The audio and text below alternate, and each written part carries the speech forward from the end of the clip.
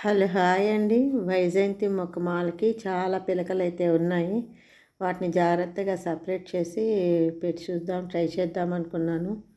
ఒక బంచ్ అయితే తీశాను. దీనికైతే కొన్ని పిలకలు ఉన్నాయి. అవి జాగ్రత్తగా సపరేట్ చేసి విడిగా కొంచెం పెట్టి నీడలో పెడతాను. సక్సీడ్ అయ్యాను, చక్కగా పెట్టేశాను. 1 2 3 4 5 6 7 8 9 10. దీనికైతే పెద్ద దీంతోనే ఉండిపోయింది. ఇంకా సపరేట్ చేస్తే చనిపోతుంది, ఎందుకు అనవసరంగానే ఉంచేసాను ఇలాగే.